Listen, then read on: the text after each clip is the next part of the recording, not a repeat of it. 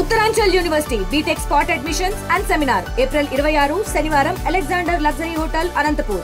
మరిన్ని వివరాలకి ఈ కింది నెంబర్ని సంప్రదించండి.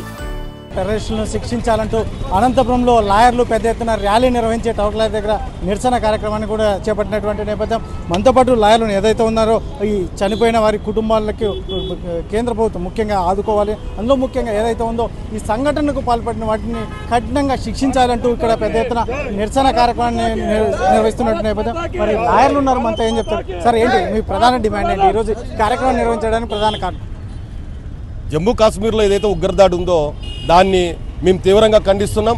మరీ ముఖ్యంగా ఆంధ్రప్రదేశ్లో అనంతపురం జిల్లాలో బార్ అసోసియేషన్ తరఫున మేము ఈరోజు పెద్ద ఎత్తున ఎవరైతే చనిపోయారో వాళ్ళందరి కుటుంబాలకు సానుభూతిని వ్యక్తం చేస్తున్నాం.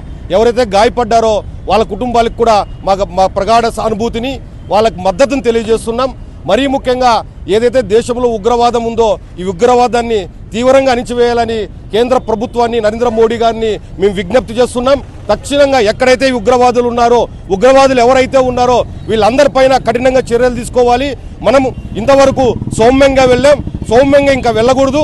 ఖచ్చితంగా అందరిపైన కూడా ఖచ్చితంగా ఎక్కడైతే ఉగ్రవాదం ప్రేరేపింపబడుతుందో ఎక్కడైతే ఉగ్రవాదులు చేస్తున్నారో వాళ్ళందరిపైన కఠిన చర్యలు తీసుకొని ఆ సమస్యలన్నింటినీ సర్వనాశనం చేయాలని చెప్పి కూడా మేము అడ్వకేట్లుగా విజ్ఞప్తి చేస్తున్నాం.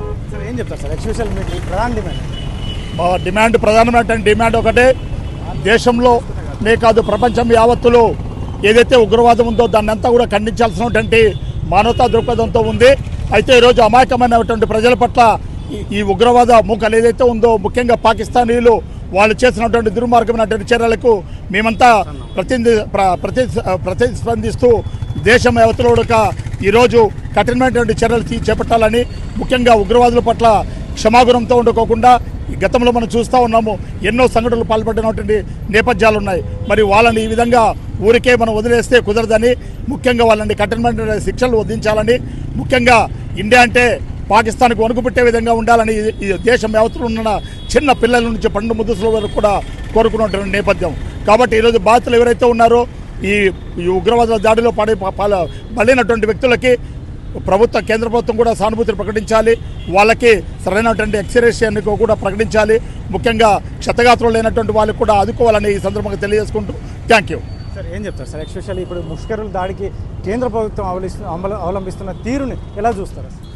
మరి ఇవాళ కేంద్ర ప్రభుత్వం సింధు నది జలాల్ని మరి నిలుపుదల చేయడం చాలా హర్షించదగ్గ విషయం. పాకిస్తాన్కి అదేవిధంగా తీవ్రవాద ముఖాలందరికీ కూడా మరి ఒక గుణపాటుగా ఒక చెంపపెట్టుగా మరి ఇవాళ కేంద్ర ప్రభుత్వం వ్యవహరిస్తూ ఉంది. మరి ఒకవైపు ప్రపంచవ్యాప్తంగా మరి శాంతి నెలకొల్పాలని చెప్పనేసి ప్రపంచ దేశాలన్నీ ముక్తకంఠంతో మరి ఒకవైపు చెప్తా ఉంటే ఇవాళ మరి మూర్ఖుల్లాగా ఇవాళ ప్రవర్తిస్తున్నటువంటి ఉగ్రవాదులు ఏదో దేశం పైన మమకారం అనేది లేకోకుండా మానవులనే దోచుకునే విధంగా మానవులనే చంపుకునే విధంగా మరి ప్రవర్తించడం సరైన పద్ధతి కాదు. కేంద్ర ప్రభుత్వం కూడా ఈ యొక్క చర్యని చాలా గట్టిగా ప్రతిఘటించి వారిపైన తిరుగుదాడులు చేస్తూ మరి ఈ ఉగ్రవాదాన్ని అణిచివేయాలని చెప్పనేసి మరి భారతదేశ ప్రధానమంత్రి గారికి కేంద్ర ప్రభుత్వానికి మరి మేము విజ్ఞప్తి చేస్తూ ఉన్నాం. సరే ఏం చెప్తారు సార్ ఎక్స్పెషల్ 28 మంది చనిపోయినటువంటి నేపథ్యంలో భారతీయులందరూ కూడా బాధపడుతున్నటువంటి నేపథ్యం కేంద్ర ప్రభుత్వం ఎటువంటి నిర్ణయాలు తీసుకుంది? ఈరోజు కేంద్ర ప్రభుత్వం నిర్ణయాలు కూడా తీసుకుంది.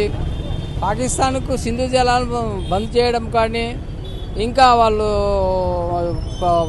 పక్కన దేశాలతో మాట్లాడి మన ప్రతిష్టను పైకి తీసుకోవడంలో కానీ మంచి సమర్థంగా పనిచేస్తుందని చెప్తున్నాము. మోదీ గారు కూడా చాలా ముందుగా అడ్వాన్స్గా మూవ్ అయ్యి ఎన్నో విధానాలు ప్రకటించి తర్వాత వీళ్లకు మన గాయపడిన వాళ్ళకైతేనేమి చనిపోయిన కుటుంబాలకైతేనేమి ప్రోత్సాహం ప్రకటించి వాళ్ళని ఆదుకోవాలని మేమంతా మా భారతీయులందరూ సానుభూతిగా చేస్తున్నారని చెప్తున్నాము. ఏం చెప్తారు సార్ ఎక్స్పెషల్ ఇప్పుడున్న పరిస్థితుల్లో పుల్వామా ఘటనపై? ఎందుకంటే దేశవ్యాప్తంగా నిరసనలు వ్యక్తం అవుతున్నాయి. ఒకవైపు కేంద్ర ప్రభుత్వం కూడా నిర్ణయాలు తీసుకుంటుంది, కానీ ఇంకా ఇప్పటి వరకు అయితే గ్రౌండ్ లెవెల్ అటాక్ కానీ ఇలాంటి ఎటువంటి కార్యక్రమాలు లేవు. దీని మీద ఏం చెప్తారు? పీఓకి పాక్ ఆక్రమిత కాశ్మీర్ను మన భారత్లో కలపాలా, ఇమ్మీడియట్గా యుద్ధం ప్రకటించాలా. ఈరోజు భారతదేశ సత్తా ఏమో ఈరోజు పాకిస్తాన్కి చూపాలా, ప్రపంచ దేశాలకు చూపించాలా. ఈరోజు అమాయకులు ఈరోజు పిల్లలతో కలిసి ఈరోజు మంచి ప్లేస్ అని చెప్పి టూరిజం పోతే అమాయకుల్ని ఈరోజు పట్టణ పెట్టుకోవడం జరిగింది. ఖచ్చితంగా పాకిస్తాన్కి భారత్ పవర్ ఏమో చూపిలా, ఇంకా నిదానంగా మనం మెతక వైఖరి అవలంబిస్తే చాలా దేశాలు ఆఫ్ఘనిస్తాన్ ఇవన్నీ కలుపుకొని కానీ మన దేశంపై దాడి చేసే పరిస్థితి ఏర్పడుతుంది. కాబట్టి ఇమీడియట్గా యుద్ధం ప్రకటించేసి ఈరోజు భారత్ సత్తా చూపించాలని చెప్పి తెలియజేస్తున్నాము. సార్ ఏం చెప్తారు సార్ మీరు ప్రధాన డిమాండ్, ఎస్పెషల్ పుల్వామా ఘటనపై మీరు ఏం చెప్తారు? ఇప్పుడు శాంతియుతంగా మన భారతదేశంలో అశాంతి నెలకొల్పడము, ఆర్థిక పరిస్థితిని అల్లకల్లోలం చేయడమే ఉగ్రవాద మూకల లక్ష్యము. మరి ఇదే విధంగా గతంలో మాదిరిగా శాంతియుతంగా వెళ్తే ఇది భారతదేశం పైన తీవ్ర ప్రభావం చూపుతుంది. ప్రపంచ దేశాలు శాంతి కోరుకుంటుంటే ఒకవైపు పాకిస్తాన్ ప్రేరేపిత ఉగ్రవాదం మాత్రం భారతదేశంలో అశాంతిని నెలకొల్పడానికి, తర్వాత అమాయకుల్ని చంపడానికి ప్రేరేపిస్తుంది.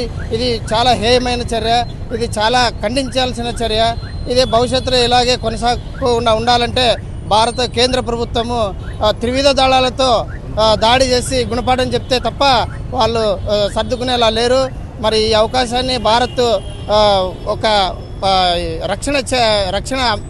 రక్షణ పరంగా తీవ్రమైన చర్య తీసుకుని వాళ్ళపైన ప్రతిచర్య తీసుకోవాలని కోరుతున్నాము. కేంద్ర ప్రభుత్వం అవలంబిస్తున్న తీరు ఇప్పటివరకైతే బాగానే ఉంది. కాకపోతే మన సత్తా ఏదైతే ఉందో భారతదేశం సత్తా చూపించకపోతే మాత్రం రాబోయే కాలంలో కూడా మన మీద దాడులు ఎక్కువయ్యే అవకాశం ఉంటుంది. ముఖ్యంగా గాయపడిన వారిని, చనిపోయిన వారిని ప్రభుత్వ పరంగా కూడా ఆదుకోవాలని చెప్పేసి ఇక్కడ లాయర్లు కోరుతున్నటువంటి నేపథ్యం. కెమెరా పర్సన్ సుధాకర్తో చల్లకనేడు RTV అనంతపురం. మరిన్ని వీడియోస్ కోసం ఛానల్ ని సబ్స్క్రైబ్ చేయండి. లేటెస్ట్ అప్డేట్స్ కోసం వాట్సాప్ ఛానల్ ని ఫాలో అవ్వండి. ఆ లింక్ డిస్క్రిప్షన్ లో ఉంది.